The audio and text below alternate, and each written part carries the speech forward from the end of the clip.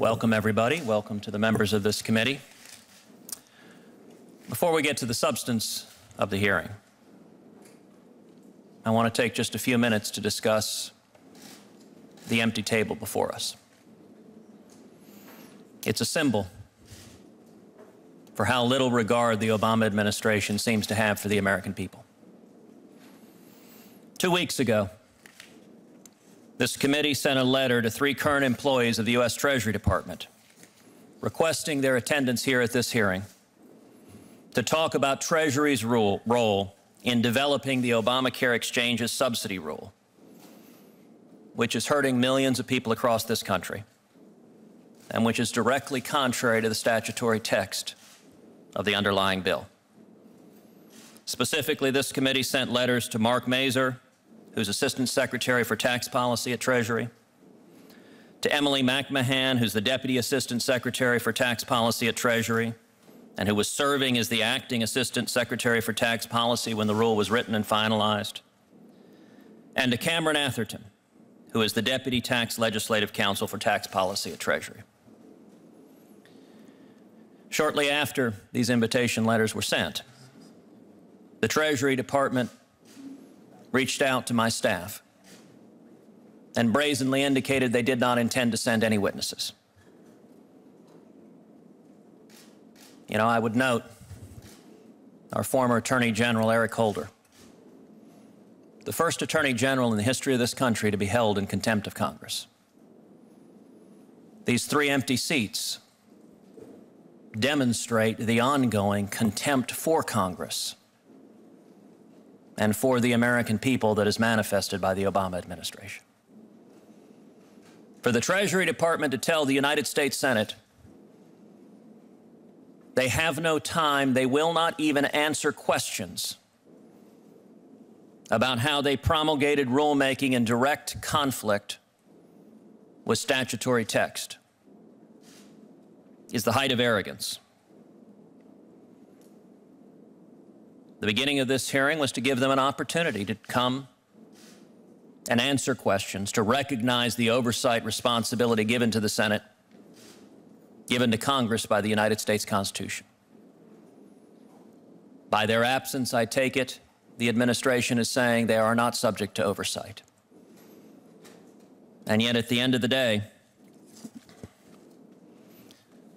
the American people provide the ultimate oversight. Given that the administration refused to cooperate in this hearing, it is my hope that the full committee will take it to the next level of invoking compulsory process so that members of the executive branch will be made to answer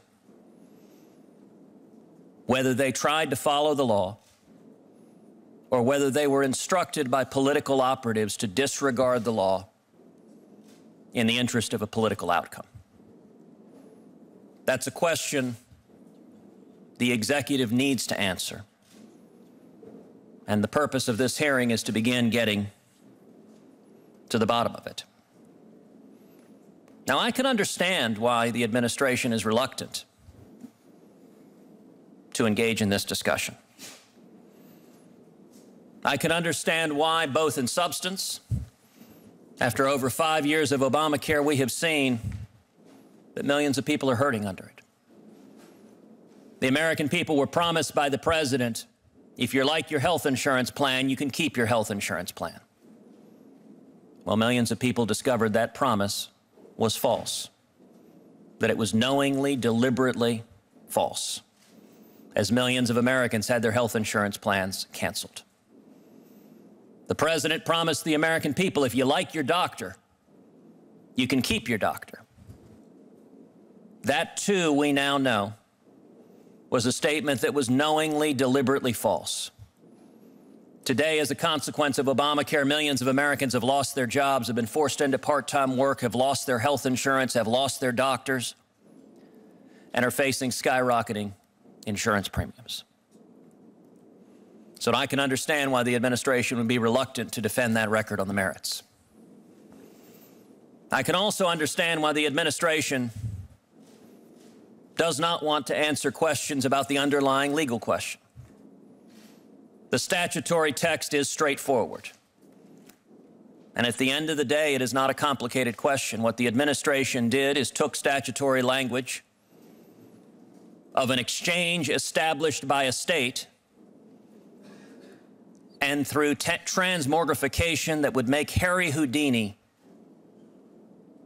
shake his head in wonderment, defined the federal government's exchange as an exchange established by a state. The question this hearing and the next panel hopefully will get to is, was that an attempt by an executive agency to follow the law, to carry out the president's constitutional obligation to take care that the laws be faithfully executed?